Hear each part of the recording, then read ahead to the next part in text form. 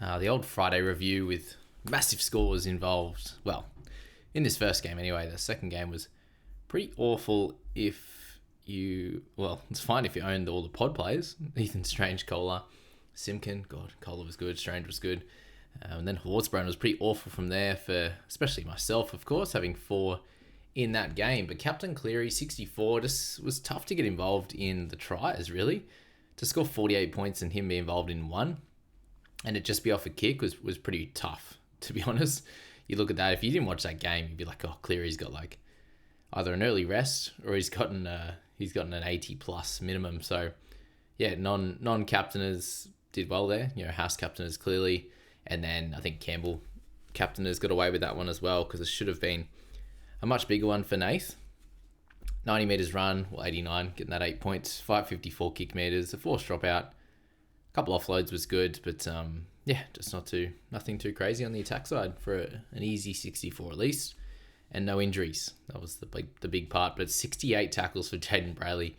Anyone looping him or owning him be very, very pleased with that score. And I think it was a couple of people were looking to potentially sell him, and I was like, I think there's no real point. Like, he's still starting, and he can still provide a decent score here and there. So an 80-minute effort, 68 tackles is wild.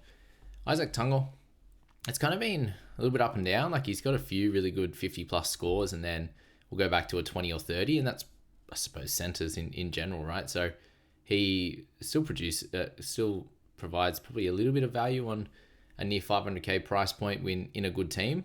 As we can see here, the Knights have been pretty good defensively and were absolutely smacked in this one by the Panthers here, who are clearly a top 2-3 team at the moment. Liam Henry with a 64 in 43 minutes, so good to see him back and thriving there. Matt Croker with a try as well.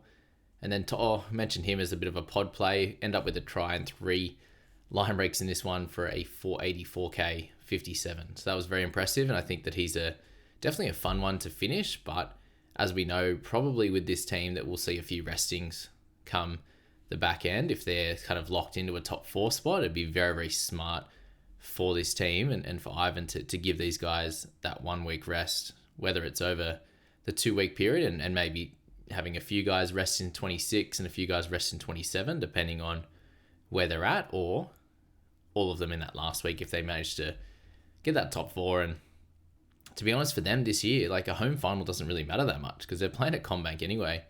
So yeah, anywhere in that top 4 I think will be enough for him. But a good score there for Brian. A really nice score for IPAP with the 47 minutes, a big gash in his face somewhere. So he looked like he was running with didn't get as many tackle breaks and offloads as we would have thought with the way he was running. Like, he was really looking to get those type of crabby kind of little bit runs, or running on angles, or running to line stepping and trying to push away. Ended up with a try because of it, so that was really impressive. But I imagine there'll be some more minutes to come in other weeks. It just depends on how they want to play that scenario with that gash. But we've also seen him start at lock and play sort of 40-50 minutes, so there's also a chance that it may stick as is. And then you had Lindsay Smith as well, so he played the 47 minutes straight for a 56 pointer, got that try in there and just worked really, really hard. The PPM was terrific, and you'd just be frustrated if you bought and he didn't come back on. Didn't need to as well, so he's someone that is going to be more and more important each and every week. Not playing the lock role in the big minutes, unfortunately, but just still sticking in his lane in the front row forward position. But a great score at that, and I think outdid Carrigan by 1, so well done to Mr. Harry Fuller on that one, who did go for Lindsay. I was trying to say, maybe just go for Paddy. He's a bit safer, blah, blah, blah. And then Lindsay scored early. It looked like he was on for a 70, so yeah, still a good score, thankfully. And then Blaze Talangi, 54 in this one, 2 try assists and plenty of running of the footy. Still the odd strange decision there, running in the last himself with no options, different things like that. But he has so much talent that he is learning each and every week. What about Jakey Arthur, 54 at 312k, the cash out of the week outside of Wishart apparently. With Garner's 50, and McEwen with that runaway try as well, back on the inside from Bradman Best. So a really nice 50 from him, and these kind of scores were to be expected from him. I was thinking anywhere between that low of what he got last game, that 36, into that 50 or close to it a couple of weeks ago. So This one here with the try makes sense. We had a pretty low scoring second half from Kaipi's Paul with a 48 from him after scoring 35 by half time there. And things were looking great for him, and you can see there the slow down as well for McEwen through that back sort of 10 or so minutes. I think it was at 53 points and had a few negatives to finish that one out. And less on the negative side for Kai, but just wasn't given the footy for some reason in that second half. And he's such a damaging ball runner. I think this will turn around, but I was worried it was going to be 60 plus this one. And thankfully for me, a 48. And for those that bought him, it's not the end of the world, but yeah, you're hoping for a lot more. And I suppose the solace in that one is you can compare him to guys like Tarpane, who picked up a 35 beautifully. Absolutely beautiful. Casey McLean, 48 for him with the double. Mazu, anyone with him, 40, and Jenkins, 43. So just fine scores from those guys. About what we probably expect. And then Bradman Best, a line break try assist, 33. It's a bit gross there if anyone jumped on. But the annoying one here was Dylan Edwards. So 30 for him in this clash. I don't even know. Did any of these scores change on app? I swear that the Edwards moved down to a 28, unless that changed overnight. Let's have a quick check of that while we are here. Oh no, got updated back. Yeah, Clear is on 65, I thought, and they dropped him back. So there you go. That is that one there. So yeah, Edwards just the 30, pretty annoying for owners of him. The last 2 weeks, you could have had a bigger one last week, and they're the ones you hope, to just continue going on with it.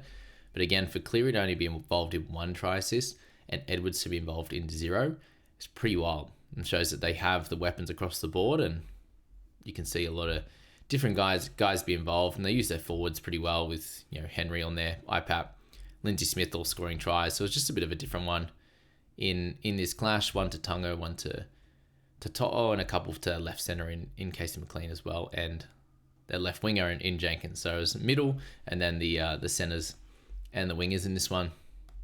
So that was frustrating if you owned Edwards as well. But again, comparing if you're playing him and Turbo or him and Garrick, it's a bit frustrating. But if it's one or the other, they all scored similar. With Turbo going 35 there in that one. And then Gagai was probably the annoying one of the week. If you jumped on here, we had the first half was nice and dry, and the second half was completely soaked. So a pretty rough one there for Dane in this one. Did pick up a try saver there, 6 tackle breaks and a line break assist, but 6 missed tackles and the 3 errors. So he tried, as he always does, but unfortunately this one against the Panthers was going to be the hardest one, and we mentioned that through the week. Hopefully from here, for someone like him, if you did buy it, it's going to be the easier clashes to come, and you can get back to those 40 plus scores. Now the problem here was that Cogger ended up goal kicking, which we've seen Gagai kick for a few weeks there, and then Cogger took over last night. So that would have been frustrating to see as well. And then anyone playing Fletcher Hunt, a dirty 14, and Schneider coming on for 17 minutes. Now, Raiders and the Eagles here. So we had Strange play awesome. Very, very proud of his efforts. And the funniest thing in this one was the Jazz Tavaga, after the try scored, into the Viking clap, and then just went bang, bang, bang. Raiders put on a clinic for the last 3 tries there. And Strange's footwork's very, very impressive for his 3 line break, 3 try efforts, 7 tackle breaks, bit of kicking as well, and defensively sound as well. But Tolu Kola, the speed to burn, the impressive footwork at the one at the line there. But to run around them, the kick back on the inside. So just the talent on display from that man was very, very impressive. 65 there, just actually gets his average up to 40, which is better than what we've seen from him at centre. Simpkins 63, big tackle numbers for him. Hawes was 58. He was very, very busy. 3 tackle breaks, 3 offloads, and much better in the last few weeks with the low scores there. So if you did end up looping him or playing him, you'd be very pleased with that effort. As you can see, the price was going back down after hitting a lot of these 58s. And minutes were still fairly low, and you saw that with taps as well. Given, I think by the time they were ready to come on and they started scoring a couple of tries, and it's like, okay, not as much needed to get them on straight away. Huddy Young, I forgot about him, 51, just a bit of a nothing game, didn't get the ball as much. You had Strange really dominating on that left-hand side, and did have 3 offloads, couple to the ground there, 3 tackle breaks. Defensive numbers were okay. But just with him, no attacking stats, which has been the sort of staple of his game. And it's been 5 weeks now, I think, without a try. So pretty rough there. Starling's, and then they've got the bye next week. I've never been so ready for a team to have a bye with Hosking and Tarpanay. It's just hard to work out week to week. Some of you may be thinking that with Fogarty at the moment as well, with his up and down scoring 28 into a 41. Now Starling for him in this one, good minutes, 68 there. If he's still holding on, the 49 was good. Hosking's 46 in 65. To be honest, not too displeased with that. He was on 23 at half time and moved into the middle when Sasangi came on and I think played near 50 minutes or something like that, didn't he? Simi boy, 47. Yeah, so 33 minutes in, he moved into the middle and played the next 32 in there. And that's where the change in scoring came from, and the tackle numbers were there. So no tackle breaks, no offloads in this one at all. No attacking stats, and still a 46 in 65. We'll take that as an edge/middle hybrid role. It'll be interesting to see which guy I move on from next week. I think I'll make one trade, likely, unless we get an injury for the rest of the week. I've still got lots of players. I think I'm only used like 6 maybe in my starting team. One of him or Tarpanay might go, just to shore up the rest of the squad and sort of leave two trades for 3 weeks. That's kind of my general theory. It should be Hosking, but boy, Tarpanay's trying to make me annoyed, isn't he? Brought me back, thankfully, with a good score last week, but the 20-odd month or so ago into the 35 last night in lower minutes was pretty rough there, unfortunately. So that's the Hosking thing. We've got Nicholson coming back after their bye, so again, we don't know how that's going to play out. We'll see Nicholson play next week, but we may have already traded Zachy Boy by then. Fogarty's 41. The base was there in general, just no running. He didn't even get to register a point in running meters, so that's frustrating. You want at least sort of 4 or 5 in that and give him an opportunity to get the odd tackle break and offload. He did get one though in that one run that he did have. And yeah, there's no try assists. We're used to having him, 1 or 2 for him in this type of game, but it wasn't to be. Timoko 41, like Fogarty, you still find a hold, definitely. Like he's going to likely play the rest of the year out. But there is a chance of resting too, so be aware of that with all of the Raiders guys. After getting this win, should be most clearly them and also the Storm boys right up on top and should be getting a rest. And Timoko 41 picked up a line break assist and try assist, and with an offload to boot on that try assist there for 41. So a little bit down on where he's been at, but yeah, overall it's not a 20 or 30, so you'll take that in a lower game. Seb Chris 36 with that runaway try there. 35 and 50 for taps. It's just tough going, absolutely tough going. 3 missed tackles early, 97 run meters, just not what we see from him. So you can see it was played well and truly on the edges. Morgan Smithies 33 minutes for 46 run meters. I think Horsburgh was one of the higher guys in their forward pack, and he had 91. Huddy Young was low for him at 112. So it's kind of just spread across the board there. Josh Papali'i there with 124. Yeah, it was just kind of spread out around, and a lot of the Manly boys had the ball a little bit more in that one. So yeah, 35 from him. He's probably the guy I hold over Hosking, but I don't think either of them are super exciting to have. So if you do have the sort of 5, 6, 7 trades left, then they're all the guys that you can go for as a move on. Turbo there's 35, got that try early. He looked potentially damaging at times, but defensively they were really good on him. He mainly ran the footy. Isn't looking like he's going to use a lot of footwork. It's just going to be trying to do speed and strength, which a lot of the time he can slice through with that against lesser teams. And hopefully with the Manly boys over the next 4 weeks, they've got some easier clashes and they really need to win. So I'm hoping that Turbo and also Garrett can come out and do some really good work against some of those lesser teams there. And I was actually pretty impressed by Garrick. Even on those cover tackles where he got that try saver, they're really, really impressive. And you can see there Tommy just did not want to get into near 100% sprint at all, especially probably after watching Reynolds and Ezra Mam cop their injuries there. So Garrick was all out coming across, and Turbo was there as like cover if he happened to move back in on the inside. And that part is scary because you know that he can easily hurt himself, but I'm glad he didn't stretch out in that one and give them the opportunity to do the hammy. So thankful for that one, but pretty frustrating there. That situation with Tommy just getting the 35 after the 31 last week, and Garrick going low as well with that 33. So both those guys I will be holding and hoping that they can have some nice matchups over the next 4, which is what I've been waiting for. Jazzy boy, the Viking clap, too good.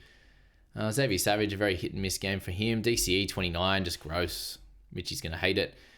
We'll hear from him on Monday about that one.